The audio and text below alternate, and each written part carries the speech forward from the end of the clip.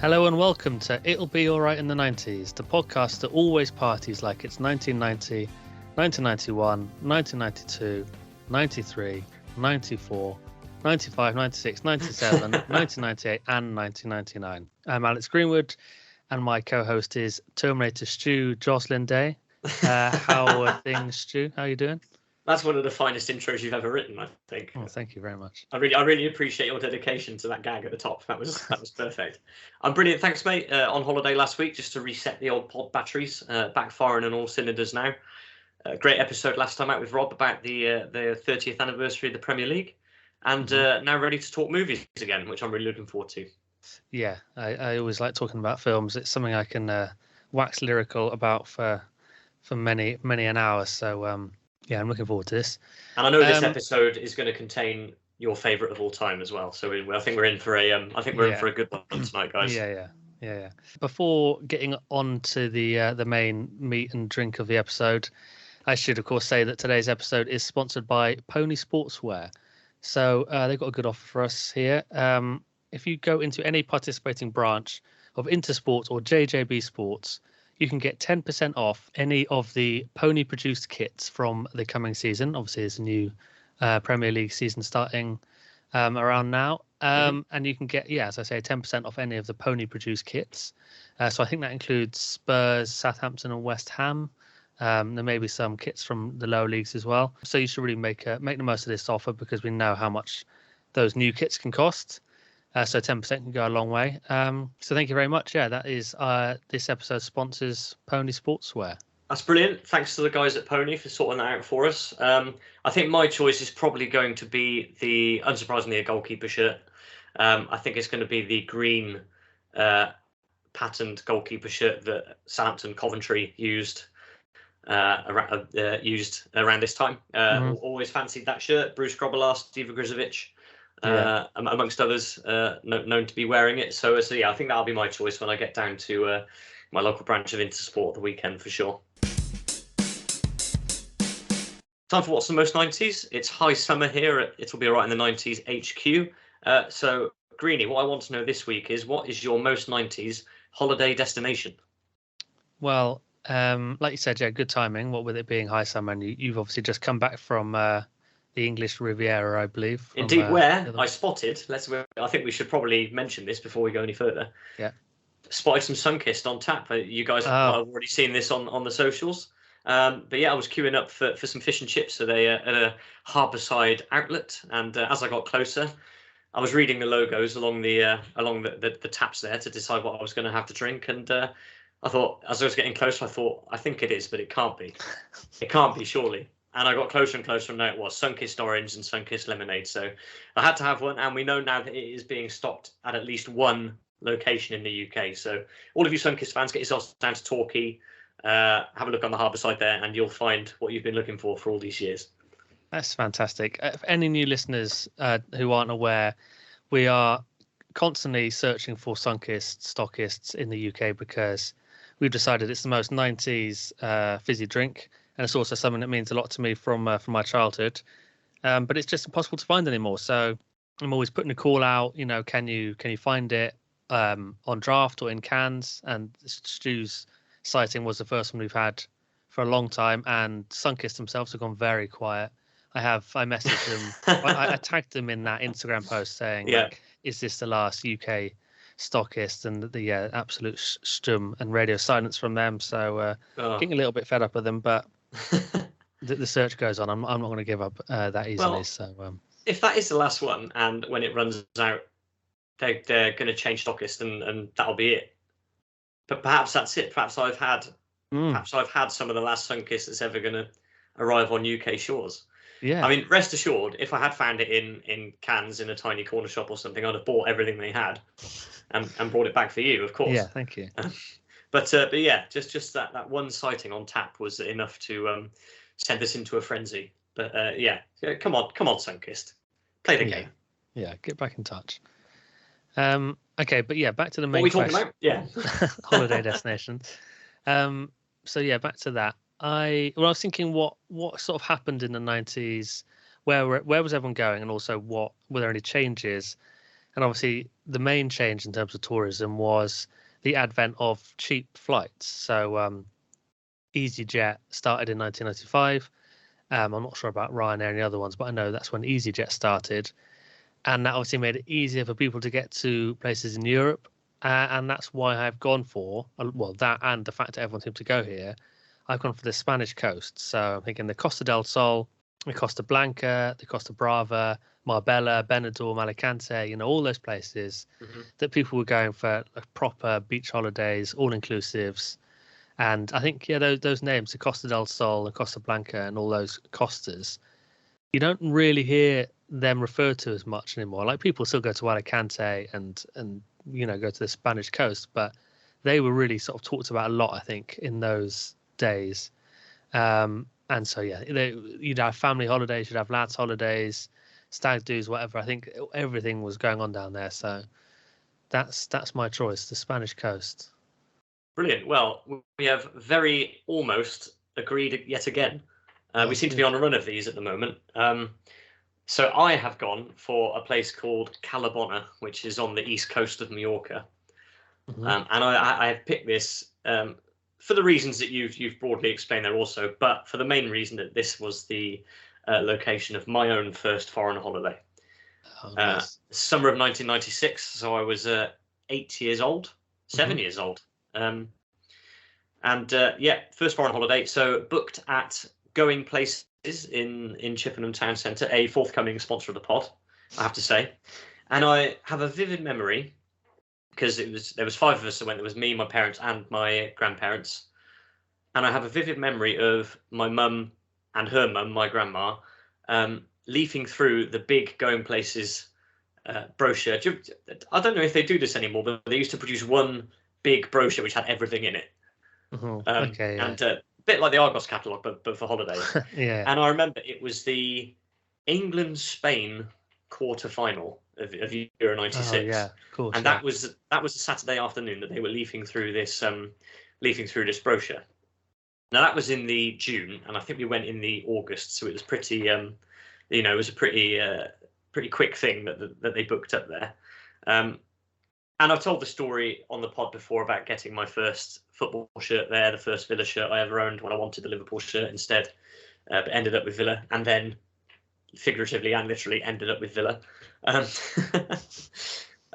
remember a day when it pelted down all day, and we went to a water park that day. Very, very, very apt that. But yeah, just my first foreign holiday. It's difficult to imagine my folks going on a holiday like that now. I don't think they would do it. I don't think they've left the country for about 25 years. So yeah, I'll go for Calabona in Mallorca, which was, I'm sure we can meld that in with the destinations that you were speaking about as well. But it's just one that's very special to me. Yeah, that's very nice.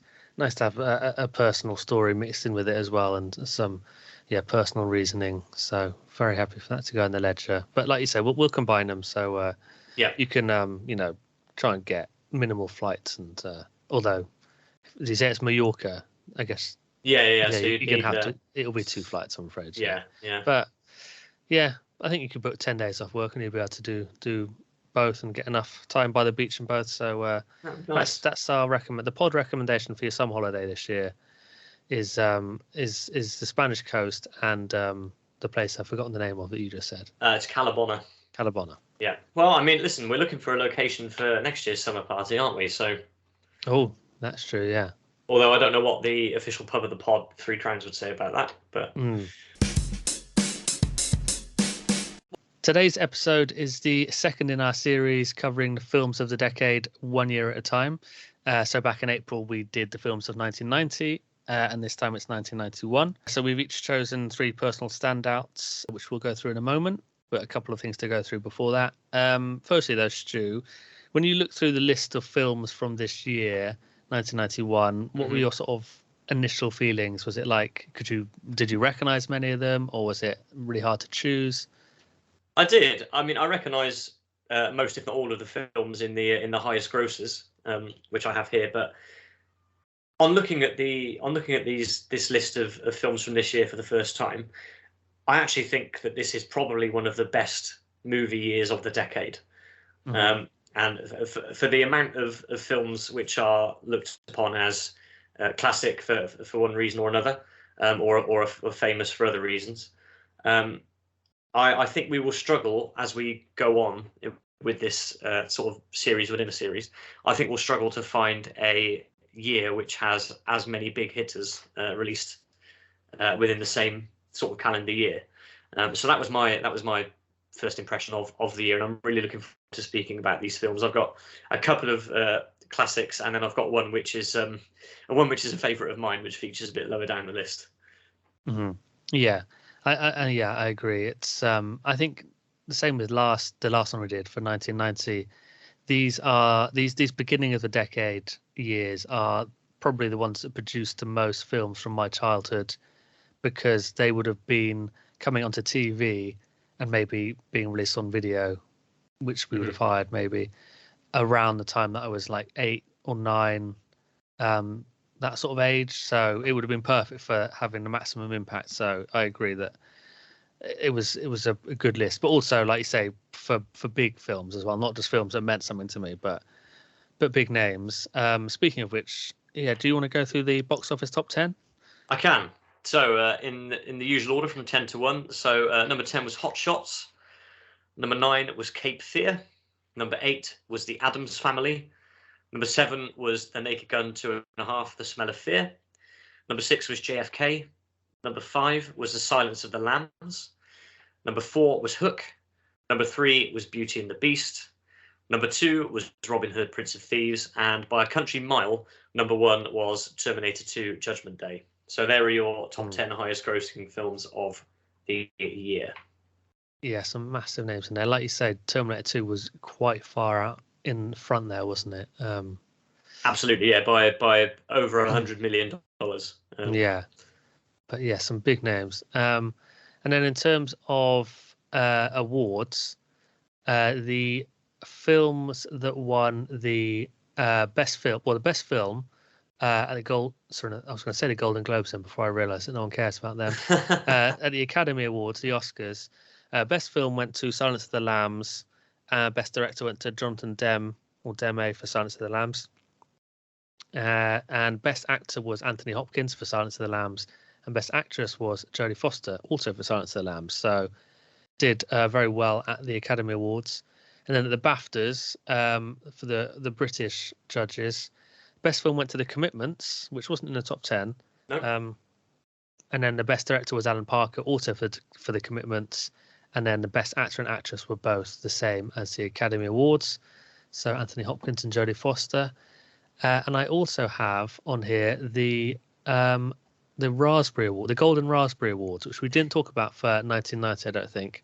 So for anyone who doesn't know, the Raspberry Awards, the Golden Raspberry Awards, are sort of the films, the worst films basically, and the worst actors. And but for this year, the worst picture award went to Hudson Hawk. The worst actor went to Kevin Costner for Robin Hood, Prince of Thieves, which is a scandal. I shouldn't have even read that out. And worst you should actress... see the colour his face has turned, guys. You can't see it, but I can. It's unbelievable, the rage. And the worst actress went to Sean Young for a film called A Kiss Before Dying, which I've never heard of. But yeah, they were the award winners. Also of note, Vanilla Ice won Worst New Star winner. Sorry, he was the worst new star, which I think must have been for Cool as Ice, a film called Cool as Ice, which I've never heard of. It makes sense if it was. Surprisingly. Yeah, on the worst original song, this might interest you, was The Addams Groove from the Addams Family, written by MC Hammer. Oh, okay. Surprising. Yeah. So there you go. That's the award winners. So let's get into our choices. Let's start with you, Stu. What was the first film you want to talk about? Okay, so all of my choices are in the top 10. I was surprised. I'm going to talk about my sort of personal favourite first. And I was quite surprised, actually, that this was in the top 10 highest grossers. I wouldn't have thought it would have been in there. But it is Naked Gun 2.5, The Smell of Fear, released on June the 28th, 1991, directed by David Zucker. So it's the return of Lieutenant Frank Drebin, who from the first Naked Gun movie, and then obviously the short-lived but extremely funny Police Squad series before that. And it's actually, the plot rings quite true today. It's very relevant. So I had a look for a synopsis because I haven't seen it for a while. And I'll just read you a little bit here. So, powerful energy corporations are intent on putting a halt to the eco-friendly plans of Dr. Albert S. Meinheimer, played by Richard Griffiths. He's the new US energy czar. They scheme to replace Meinheimer with an imposter who will do their bidding. Unfortunately for them, Drebin gets tangled up with their plans while trying to steal back his ex, played by Priscilla Presley, from her slimy new beau, played by Robert Goulet. Right, okay, so right? This is fantastic. So I got into The Naked Gun and Police Squad backwards, really.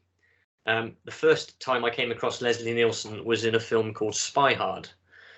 And I don't know if you've seen this screening. I don't know if you're familiar with it. No, I haven't. But it was on. I remember recording it off of Channel 5 onto a VHS, and I loved it. Weird Al Yankovic did the title sequence, and he holds a long note at the end, sort of a la Shirley Bassey or Tom Jones in the James Bond movies, and his head explodes because he holds the note for too long, and that really sets the scene for the whole movie. But it was a bit of a Naked Gun. They'd finished Naked Gun by then, and it was just a bit of a rip-off of that, really.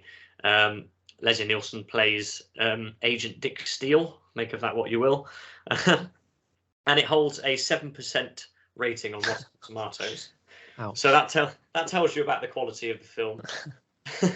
But then I watched Spy Hard, and then it might have been Joe Barter, actually, who always had his pulse on these sorts of things when we were growing up. He said, well, if you like that, you should go back and watch The Naked Gun and Police Squad. And as it happened, Channel 5 also repeated Police Squad not long after.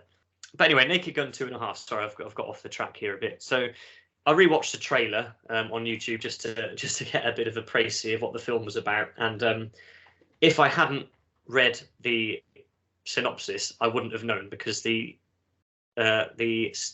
trailer is literally just 2.5 minutes of gags. There is nothing to actually tell you what the plot of the movie is, what happens, what the story is supposed to be. It is just the best jokes from the film. And it ends with a pretty fun line. If you only see one movie this year, you need to get out more. I really enjoyed that. And I have a fact here about this film, which I didn't know, which I think you'll be interested in. This movie actually knocked Robin Hood, Prince of Thieves off the top spot of the box office. Yeah, I saw that. I also read that stat. There you go. So yeah, I wanted to choose The Naked Gun 2.5. I don't think it's the best Naked Gun movie. I think that's probably the first one. O.J. Simpson is in all three as Drebin's partner. But it's just these movies, they're not smart. They don't make you think. They're just funny. You're not going to learn anything by the end of them. It's just gag after gag after gag. And I think there's still a place for movies like that, and that's the kind of movie that I enjoy watching from time to time. So yeah, Naked Gun 2.5. Yeah, I think that is an excellent choice, and I probably would have chosen it if you hadn't already. I love the Naked Gun films. They're three of, I think, the funniest films, or three of my favourite funny films that I've ever seen. Les Nielsen is he was such a legend of comic acting. I think he's probably my favourite comic actor. Definitely the king of deadpan comedy. And of course, he was a recurring character in Due South. So another reason to love him. But yeah, just so full of gags. I was also watching some YouTube videos I was trying to find the trailer. Actually, I couldn't find the trailer, but I just found some sort of best of bits. Maybe I was watching the trailer and I didn't realise. Well, there we are. Yeah, probably. Yeah. But it was making me laugh just watching those little clips. I am glad you put it on there. So it's been covered, even if I didn't have to do it. So excellent. Are you in some way connected with the Institute? Well, not officially, but as a matter of fact, Jane and I have been seeing quite a lot of each other lately. How's my little hellcat? Well, that's great. I've been dating, too. Nice girl, an author. She wrote the book on male sexual dysfunction. You've probably read it. I beg your pardon. Frank, please. Oh, it's all right. I'm sure that we can handle this situation maturely, just like the responsible adults that we are. Isn't that right, Mr. Poopy Pants? That does it. Frank. So moving on to my first choice. This one is also a sequel to a comedy franchise. And it's Bill and Ted's Bogus Journey. So this stars Keanu Reeves and Alex Winter as Bill and Ted. And it's directed by a British director, actually, called Peter Hewitt, who went on to direct the Borrowers film and the Garfield movie, which was... the Borrowers film was okay. The Garfield movie, as far as I know, was a bit of a flop. Yeah, I think so. But yeah, this is the second of the Bill and Ted films, the first being Excellent Adventure, which came out in 1989. So that's partly why I'm talking about Bogus Journey, because I was never going to be able to talk about Excellent Adventure because it was from the 80s. And I am much more familiar with that first one. And I think it is better. It's widely regarded as being a bit better, same as Naked Gun, I suppose. But I still think Bogus Journey is really good. I'm not going to go into details in the storyline because it's pretty odd and wacky, but but bizarrely for what it is inspired by the 1957 Ingmar Bergman classic Seventh Seal. I don't know if you've ever seen that. Afraid not, no. Black and white masterpiece. There's the famous iconic scene in that film where the character is playing chess with death, the character of death, and that's something they took into Bill and Ted's Bogus Journey, except they don't play chess, they play Twister and a range of other sort of modern board games. I also think it's inspired by Terminator 1 a little bit, because there's some sort of going back in time, going from the future back in time to save their past selves from some robot versions, some killer robot versions of themselves. So I think it's probably inspired by Terminator, which would have come out a few years before. And I think for me, Bill and Ted was kind of my equivalent of Wayne's World, because they're obviously quite similar, very similar characters. But I was never that into Wayne's World. I don't know if I must have watched it, but it never had much of an impact on me. Whereas Bill and Ted did. And actually, surprisingly, I didn't realize this, but Bill and Ted predated Wayne's World, the film at least. I know Wayne's World was inspired by a Saturday Night Live sketch, which was probably earlier, but Bill and Ted did actually come first. And I just, I watched it when I was a kid numerous times. I just think Bill and Ted are really good characters. They're really sort of lovable characters. It's kind of nice, especially looking back at it now. It's nice to see two kind of dopey bros like this that are kind of benign, and they're affectionate to each other. They're not being really obnoxious or causing loads of chaos and destruction. They're just sort of nice, harmless oafs. And I just think it's a really nice bit of escapism, and I think it's a really perfect Sunday afternoon film. I think it's a perfect film for that specific time of the week, Sunday afternoon. And yeah, so it's just important for me to give Bill and Ted a mention, and I had to have them on the list. And just a couple of little notes about the film to make it even cooler. Jim Martin, the original and best guitarist from Faith No More, is in it, playing a character called Sir James Martin.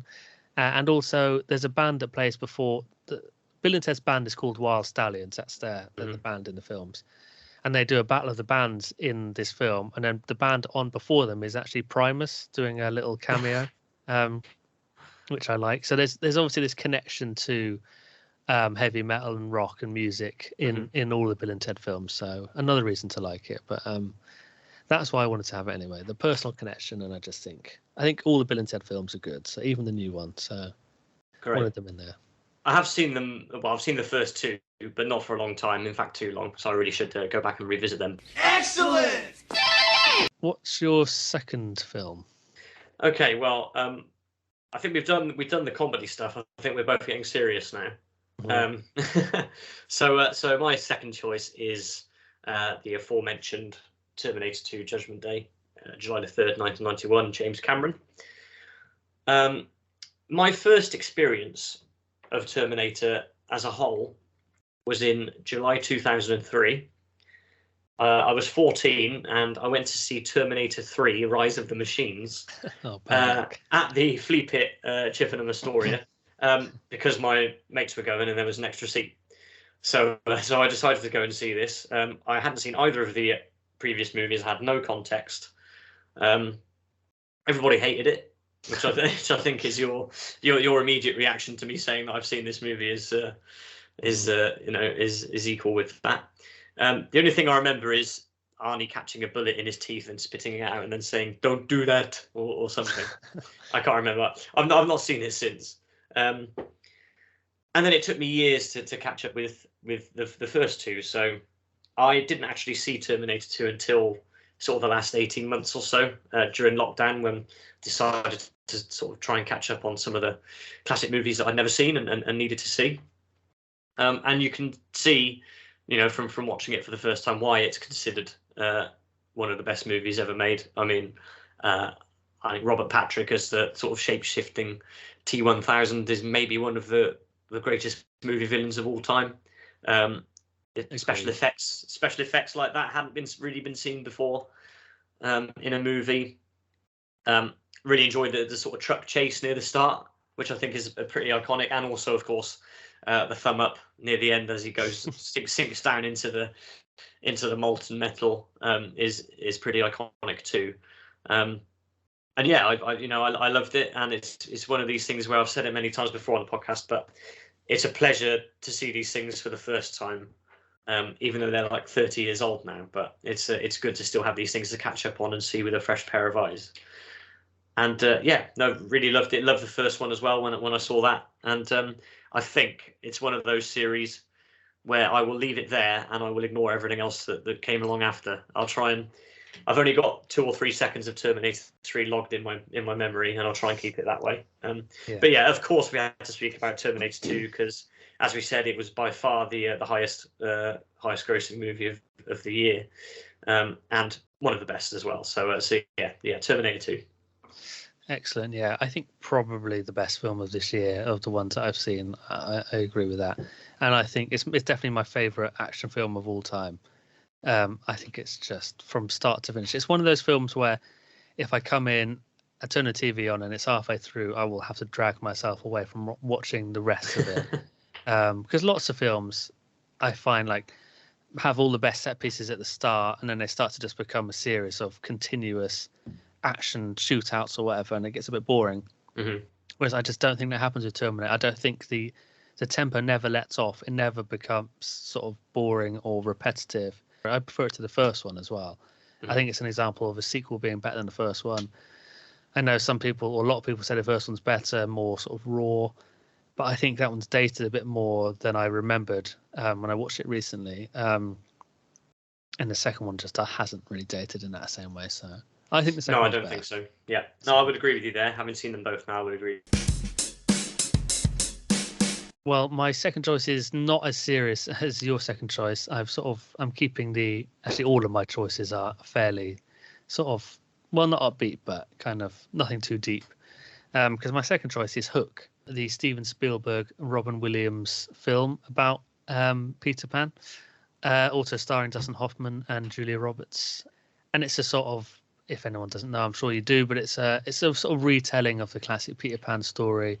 It's got some minor adjustments. So Robin Williams is playing Peter Pan, who has left Neverland and he's grown up in the real world and sort of forgotten who he is, forgotten he's Peter Pan. And then his kids get kidnapped and taken back to Neverland, and he has to go after them, sort of regaining his Peter Pan identity, but as an adult, and then, sort of whisked away into Neverland. So when I said that Bill and Ted is a great Sunday afternoon film, I would say that Hook is the perfect Sunday tea time film. So if you were going to make, a perfect weekend run of films, this would fit into the Sunday tea time slot. Right. So what are you watching between lunch and 3 p.m. then? Is that the Formula One? It's Formula One, but in 1997. Oh, of course, yeah. Okay, yeah. So Schumacher's still there. Yeah. So I think Neverland is not just in Hook, but in any of the depictions of Peter Pan. I think Neverland is the sort of perfect setting for a children's film or story. That sort of fantastical vision of sort of tropical islands and tree houses and gangs, and it never feels dangerous, even though there's danger involved. It never actually feels like anyone is scared or in real danger. And obviously the never growing up thing particularly appeals as I recently entered my 38th year. The idea of never growing up is particularly appeals at the moment. But I just think that setting of Neverland is really enticing as a child, and I think this version of the story is is really good. I think with Spielberg, and he rarely puts a foot wrong. Robin Williams is amazing, and he's great as Peter Pan. And so I just think it's really sort of, I'm not sure if it's underrated because a lot of people our age really love it, but I know Spielberg doesn't like it. I think he's said in the past that it's like the one thing he regrets, or the main film he regrets, which is a shame. But I think it's great. Yeah, just good sort of family entertainment, and yeah, I think it's worthy of a mention on the list. Yeah, well, I mean, fourth on the worldwide grossing list, it doesn't lie. Despite what Stephen thinks himself, that must mean that it's got the seal of approval from the public. It's another one that I haven't seen, I'm afraid. But yeah, I mean, it looks like it sounds wonderful, as you say. Sounds like a perfect Sunday tea time fodder. Okay, let's move on to your third and final choice. Again, it's another one I think we have to talk about. It won all of the major awards this year. It is The Silence of the Lambs, February the 14th, 1991. So a Valentine's Day release, directed by, should we go with Jonathan Demme? Yeah, let's go with Demme. So, yeah, okay. So obviously I don't really need to speak about the plot or a synopsis as such, because this is such a classic movie. Again, it's another one. I was aware of it only really through references and other things. So I hear people talking about fava beans and a nice Chianti and that sort of thing, and my biggest Hannibal reference is Mr. Burns getting wheeled into the courthouse. Yeah. I forget which episode it is, but he gets wheeled in on the trolley with the mask on, and he buys the Statue of Justice, but I can't remember which episode it is. So again, I hadn't seen this one like T2. I'd not seen this until about 18 months to 2 years ago, and we finally got around to seeing it. And of course, it's considered among one of the best and most influential movies of all time. And as I said before, when you consider the list as a whole, I think this was a great year cinematically to have all these movies coming out at the same time and have all this choice. It's pretty unbelievable. Anthony Hopkins would go on to star in one of my favourite movies of 1992, which is a movie called Free Jack, which I'll talk about when we get around to talking about movies of 1992. And when we do discuss this, it's hard to understand how Anthony Hopkins could be in both of these movies, such as the difference between them in both content and quality, I would say. So that's difficult to understand. But The Silence of the Lambs, again, fantastic to see it for the first time. And it had to be my third choice just for the impact it's had over the last 30 years of a subsequent filmmaking, I think. Yeah, you're right. It did have to be on there. Similar to you, I hadn't watched it at all until relatively recently. I've still only seen it once, but I did really enjoy it when I did watch it. It was, I remember it being sort of around when I was a kid. Obviously, when I was way too young to watch it. I remember my mum saying that one of the other mums at primary school had screamed in the cinema when watching it. So I'd always had this idea that it was must be terrifying, to prompt that sort of response. And I'd always thought it was a sort of flat-out horror film, but I think it's more of a thriller, isn't it? It's not I would say that scary all the way through. It's really good. And it was one of a number of films that is based on the serial killer Ed Gein, real life guy that Psycho and Texas Chainsaw Massacre are also loosely based on. Good choice. Okay, so my final film will surprise no one. It's JFK. Is of course Robin Hood, Prince of Thieves, a different Kevin Costner film, because he was of course in JFK as well, but it is Robin Hood, Prince of Thieves. So yeah, Kevin Costner being the main role, and also Morgan Freeman and Alan Rickman are in it. And it's a fairly traditional retelling of the Robin Hood story, set at the end of the 12th century. The Sheriff of Nottingham is terrorizing the population while Richard of the Lionheart is on crusade. Yeah, you know the score. And the reason I've chosen this is because it's the film that means the most to me, I think, out of like any year, not just 1991. I'm not sure if I think maybe Jurassic Park might just about be my favorite film, but Robin Hood, Prince of Thieves means more, I think. And I don't think it was the first film I saw in the cinema, but it's definitely the first film I remember seeing in the cinema. It's one I have memories of, the earliest one I have memories of. I have a distinct memory of a scene where Robin's father is killed. Sorry for the spoiler, but his Robin comes across his body hanging in his castle, and I remember having to look away in fear, sort of cowering behind my dad when that scene came up. So I think that's my first cinema memory. It just had a massive impact on me in a way that films can't when you're a bit older. It would just sort of took over my life. It was all I wanted to play when we were sort of playing around outside with my brother and friends. It's always all I was drawing with my my coloring pencils and pens at home. My dad made a bow using a bit of string and a bit of wood from the woods behind our house, which we used to use all the time. I'm sure we had like paper Robin Hood hats. Yeah, and I just couldn't get it out of my head. And I know my brother loved it as well.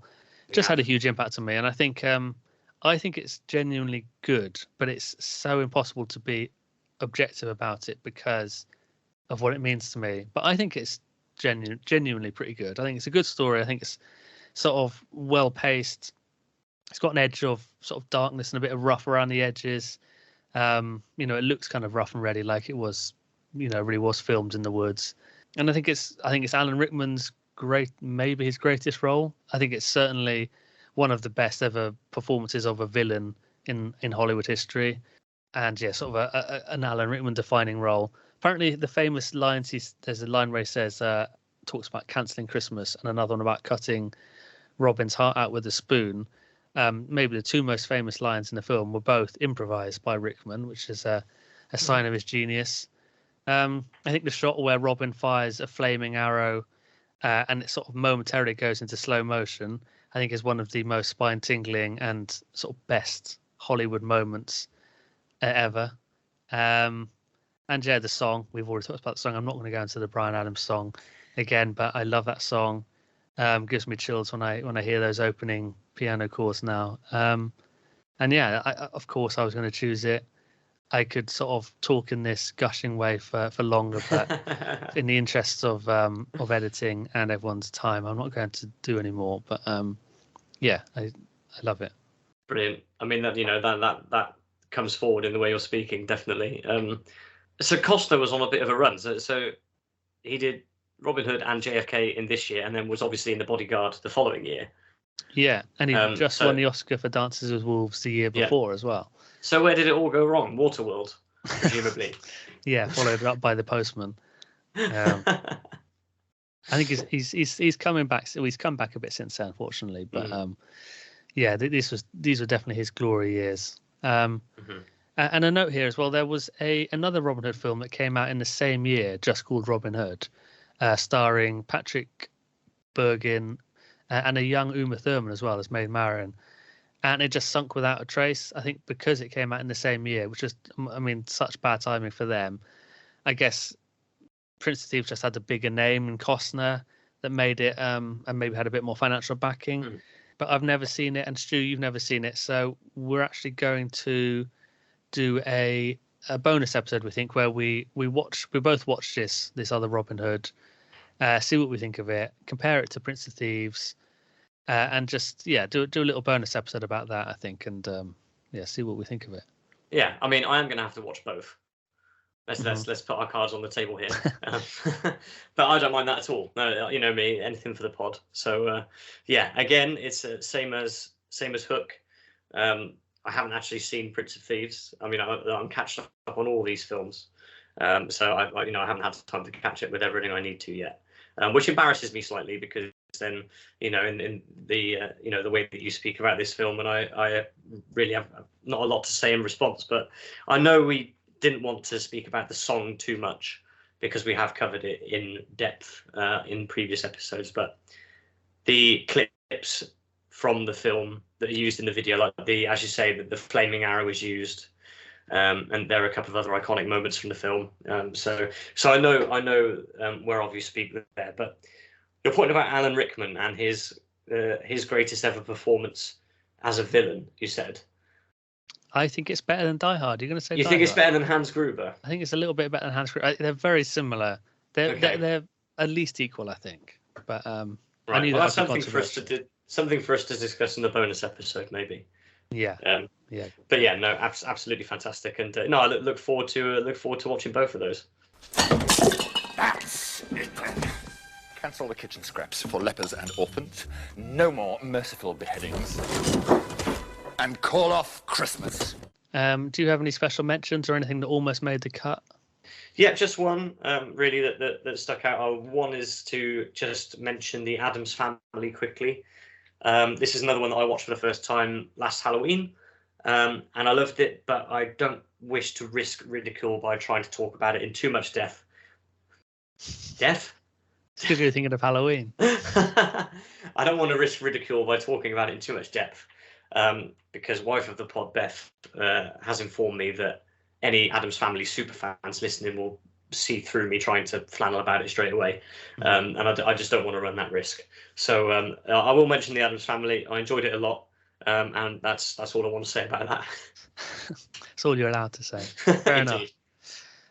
My special mentions are I would have, if it wasn't for the fact that I talked about the first Turtles, Teenage Mutant Ninja Turtles film in our 1990 episode, I would have talked about the sequel, which came out this year. I probably would have had that in instead of Hook, but I didn't want to go into the Turtles again too much, so didn't have that. An American Tail, Fievel Goes West was a big film in my childhood, which is an animated film about a mouse. Boys and Hood is a classic. Point Break, one of the best action films of all time. Another Keanu Reeves film, along with Bill and Ted. So he had a good year as well. Mm-hmm. Hot Shots, I remember being good. Another sort of rival to Naked Gun in a way, but another sort of deadpan comedy. And then JFK, which has been mentioned, which I only watched quite recently, but really liked and found really interesting. So it's about 4 hours long, though, isn't it? That's what always puts me off. I think, I must watch that, and then you look at the running time, and it's like, I don't have a whole afternoon to spare. Yeah, you've got to commit to it, but I know what you mean. Mm-hmm. And I also noticed there was a film called McBain that came out. I don't know if that's anything I saw that as well. Is that anything to do with the Simpsons character? Or I'm not sure it is, unfortunately. Can't be, can it? Because McBain would have been before the Simpsons. McBain would have been before that. So would it? Maybe, I don't know. And obviously there was My Girl. We didn't talk about My Girl, but we mentioned it in the last one. We did, with that bizarre ending with the bees. Yeah. Yeah. Well, rest in peace, Macaulay. Or on Macaulay.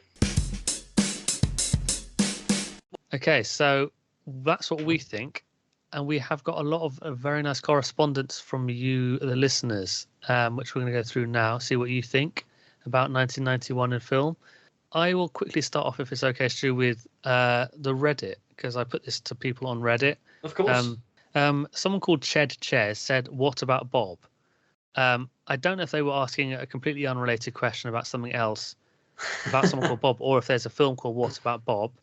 But that got a few upvotes, so that makes me think that there is a film called What About Bob, which they're a fan of. Spinal Void said Silence of the Lambs. I feel like an explanation would be unnecessary, which is a little bit like what you said. Mm-hmm. Can I just stop you there? Yeah. What About Bob is from 1991, starring Bill Murray and Richard Dreyfuss. Murray plays Bob Wiley, a troubled patient who follows his self-centered psychotherapist on vacation. When Bob befriends the other members of Leo's family, the patient's problems push the doctor over the edge. So there you go. Sounds like a fun hour and a half or so.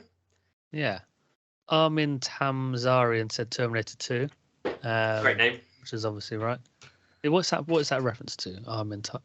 Oh, come on, mate. I don't know what that is. It's Seymour Skinner's real name. Oh, right. Oh, God, right. We're editing that out. I wouldn't have got that. I would never have got that. Mate, superfan status revoked, man. That's fair enough. I deserve it. Not at all. Diesman81 said, City Slickers, Career Opportunities, King Ralph, Don't Tell Mom the Babysitter's Dead, The Rocketeer, Backdraft, Point Break, and White Fang. They say that they might not be considered the best, but they're some of my favourites. So there's some that I don't know at all there, like career opportunities and some of the other ones, but some good names there. White Fang was what we used to say to each other at school if our shirt collars were outside our sweaters. That's true. Was that just a Caution thing, or did anyone else out there used to have a name for if you'd have your shirt collar over the top of your sweatshirt or jumper? Just one of those ridiculous ways that you can bully people at secondary school when we were there. Valka Tahoe said Bill and Ted's Bogus Journey. Lightman 83 said Star Trek 6. It said that was such a great end for the entire original cast. Terminator 2, it was the best Terminator, plus a breakthrough for FX with T1000, which we talked about. Addams Family was an instant classic. Backdraft had amazing fire effects and a great cast. I agree with that. I've only seen it once when I was a kid, but it was pretty spectacular. Backdraft. And they also said Hook. And then Afterthought 871 said Teenage Mutant Ninja Turtles 2. They said the first one is the best. The third one absolutely sucks, and the second one is cheesy, but it's good fun. And that was everyone on Reddit. So thank you very much to all of them. What have you got over there from Facebook, Stu? Yeah, let's have a look at Facebook. So, friend of the pod, Tim Parker, has got in touch with his top 5, and I presume this is in order. So his top is T2, followed closely by Robin Hood, Point Break, Hot Shots, Backdraft, and then Hot Shots again. So Hot Shots appears twice in the top 6. So thanks for that, Tim. He also says his wild cards are The Rocketeer and TMNT2, The Secret of the Ooze. Frank Grosvenor gets in touch. It's a family affair.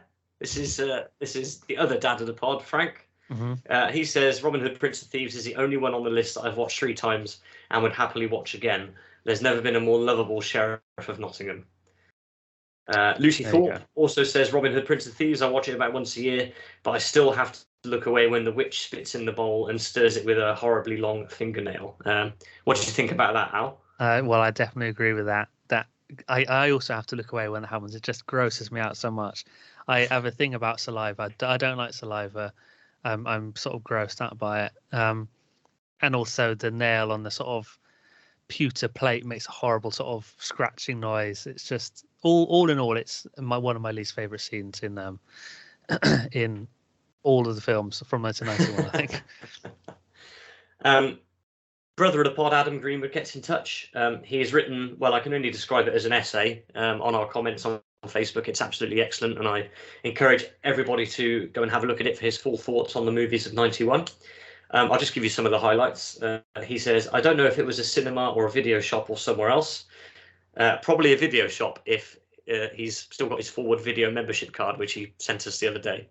Yeah, he sent me a picture of the local video shop's loyalty card or membership card that he'd found in an old wallet the other day. And that shop must have closed down in 97 or late 90s, you think? Maybe at least 20 years ago. Yeah, at the very least. He found the card, so that's what's being referred to here.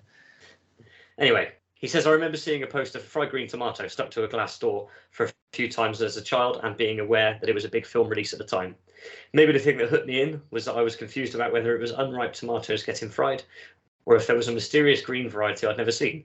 Anyway, I ended up watching it about 20 years later, and it's really great. So he also goes on to talk about Ninja Turtles Secret of the Ooze, Robin Hood, Prince of Thieves. He says, I don't know if we saw An American Tale, Fievel Goes West at the cinema, or if we saw it on VHS. We used to not only rent videotapes, but the actual video player itself too, which probably makes me sound incredibly old. I may as well say it was hand cranked. Oh no, my parents did that. We rented a TV and video from Granada in Emery Gate for years and years. Yeah. I should say the reason why we had to hire a VHS player was because my mum and dad had put all their money on Betamax, and unfortunately, no films came out on Betamax. So if we wanted to watch, yeah, that's true.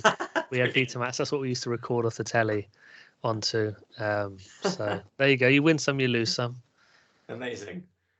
He says, I remember Beauty and the Beast being a big deal because of the state-of-the-art animation in the ballroom scene. It blew people's minds, but looks incredibly dated now. I can't remember the film making much of a long-term impression on me, but it was a cartoon and a trip to the cinema, so I'm sure I was very excited at the time. Honourable mention for Boys in the Hood, which I saw on TV as a teen and thought was very cool, probably missing the point. He says, I saw JFK for the first time in the last few years, and it convinced me that Kennedy's assassination was a conspiracy. And finally, he says he didn't see Delicatessen until years later. I'm not sure I know this one. But I do feel like I remember there being an advert that spoofed the famous squeaky bed scene. Is this ringing any bells? I've never seen Delicatessen, no. so I don't know, no. He also, of course, mentions Terminator 2, Bill and Ted's Bogus Journey, My Girl, Naked Gun 2.5, Hot Shots, all the big hitters we've already mentioned. So if you want Adam's full thoughts on that, pop on over to our Facebook and have a look, because it is brilliant. Yeah. He also mentioned Thelma and Louise, which I think deserves a mention. I should have said that in my honourable mentions, because that is a classic, one of the most classic film endings of the decade, I'd have said. If we're having a do-over on honourable mentions, I realised in the last few minutes I missed something out, which is The Last Boy Scout. Okay. With Bruce Willis and Damon Wayans. I've only seen the first 5 minutes when the American football player has the gun in his sock. I keep meaning to watch the rest of it. Just haven't got around to it yet. I saw it late at night. I think I was at an old girlfriend's house, and we finished what we were watching on TV, and then that came on. But then we turned it off and went and did something else. So yeah, that's. I'm not sure how I can put that without it sounding, without it sounding filthy. But well, it's my turn to edit, so we'll see. You'll find out in a few weeks. Should also quickly mention that Tim Parker, who gave us those countdowns, has also sent in a picture of himself dressed as Terminator. How could I forget? How remiss of me. Yeah, what is that Terminator called? The Arnie Terminator, basically, from the second one. The T-800. 800, of course, yeah. I think he went to a Comic-Con and he's dressed as him. And not only is he dressed as him, but he's also carrying his own homemade working, and I say working in terms that it spins round, minigun. And there's a little video of him firing it in his back garden. I'm not sure if it fires anything. I hope it doesn't fire anything. It spins around. It looks incredible.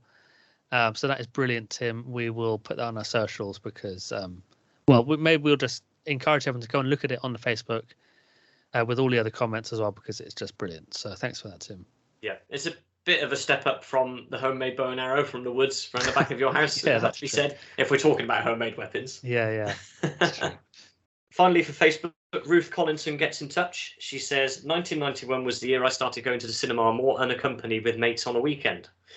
As 10-year-olds, there was the weekly thrill of trying to get into the local Regal cinema, which only had 2 screens and also shared its building with a bingo hall, of course. The Astoria in Chippenham was exactly the same. Yeah, it was, yeah. To watch films rated 15, especially when the quality was as high as Terminator 2 and Point Break, both of which I've watched countless times over the years.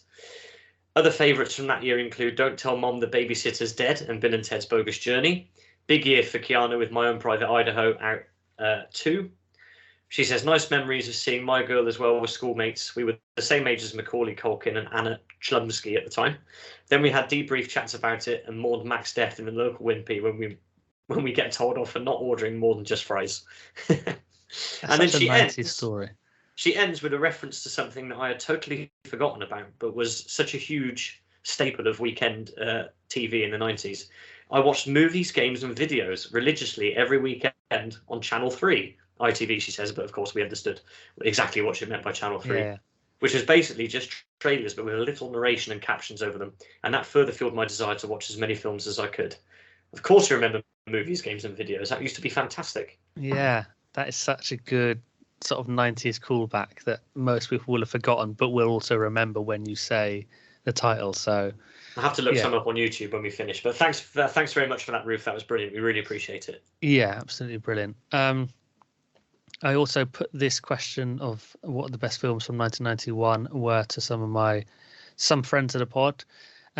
Tim Watson said, as a kid, I loved Terminator 2, brackets more than Terminator 1, Drop Dead Fred, Hook, and Robin Hood, Prince of Thieves. They were some of my favourite films growing up. Difficult to pick between them. Ian Pook said this was a filthy top 10. I think he means referring to the box office top 10. He says Naked Gun 2.5 is one of my favourite comedies. I started watching JFK the other day, but I didn't really get on with it. Gave up after 5 hours. Yeah. And he also said that he didn't realize how big the Naked Gun films were. They took 2.5 times as much money as the Teenage Mutant Ninja Turtle 2 film did, which is kind of what you said as well, how it is surprising how much money Naked Gun made, I think. But absolutely. Well, it's only about $10 million behind JFK in the list I have here. So yeah, absolutely. On Instagram, a friend of the pod, Ben Woodhouse, said, child me and adult me probably have different views, and there's some corkers to choose from. I'm going to say Terminator 2 Judgment Day as the child, or the child me, and as an adult looking back, I was going to say Silence of the Lambs, but then remembered Delicatessen. So there's a second mention for Delicatessen. Okay. Makes me think I should watch it. And then honourable mentions, Robin Hood, Prince of Thieves. Oh, no. Sorry, he says Robin Hood, not Prince of Thieves, the one with Uma Thurman and Patrick Bergin. So there you go. Maybe more evidence that we should watch this one. So yeah, so at least one person has watched it then. Yeah. And then he also said a shout out for one of the greatest named characters of film history, Johnny Utah of Point Break. Actually, someone mentioned, Ruth said My Own Private Idaho, I think. So it was My Own Private Idaho, Point Break, and Bill and Ted, all Keanu Reeves that year. What a great year. Dawson's Weekly Pod, Friends of the Pod, said Silence of Lambs, a standout film of all time, not just of 1991. And then Goldilocks 1952 gave us a list of films here. Not all of them, I should say, are from 1991, but we appreciate it anyway. JFK, 13 Days, Top Gun 1 and 2, Shock and Awe, The Post, All the President's Men, Die Hard 1, 2, 3, etc. They say etc, which is a bit worrying because that means they also think the fourth and fifth Die Hards are good. But Avengers all, Iron Man, Pirates of the Caribbean 1 to 5. So that's Goldilocks' favourite films of from 1991 onwards, I think. But well, listen, we'll never turn correspondence down. So thanks very much for that. We will never turn correspondence down. We may forget it, but we will never turn it down. So, if we have forgotten anything, if you sent something in and I've not read it out, or Stu's not read it out, we apologise. Please do just give us a nudge, and we will read it out next time. As we have no qualms with reading out correspondence which refers to a previous episode. So please do that. I'll give you the details now while I'm talking about it. We are on Twitter at allright90s, email allright90s@gmail.com, facebook.com/allright90s. They're all letters, there's no numbers in there. And then on Instagram, we are at allright.90s.podcast. And we would love to hear from you about films of 1991 or anything else at all to do with the 90s. So please do get in touch. So I think that wraps up our quick go through of the year 1991 in film. Some great stuff in there. I really enjoyed that. And Stu, what are we going to be talking about next time? Well, we're going to step back into the world of music. We haven't been there for a little while. We're going to have a look at some of the one-hit wonders of the 90s. So not just the songs, we're going to try and look at the artists, where they came from, what happened to them next, and try and discover the story behind the song. Some of my favourite songs of the 90s are one-hit wonders. We were just having a little look at a list before we came on, and there were 5 or 6 I picked out immediately, which I know I could talk about for a long time. So yeah, we're really looking forward to speaking about one-hit wonders in a couple of weeks' time. Yeah, should be a good one. Should be a bit of fun. Well, that's it then. So just remains for us to say goodbye. So it's goodbye from me. And it's goodbye from me. I'm off to watch Robin Hood, Prince of Thieves, Robin Hood with Uma Thurman, Hook, JFK, Hot Shots, Bill and Ted's Bogus Journey, The Last Boy Scout.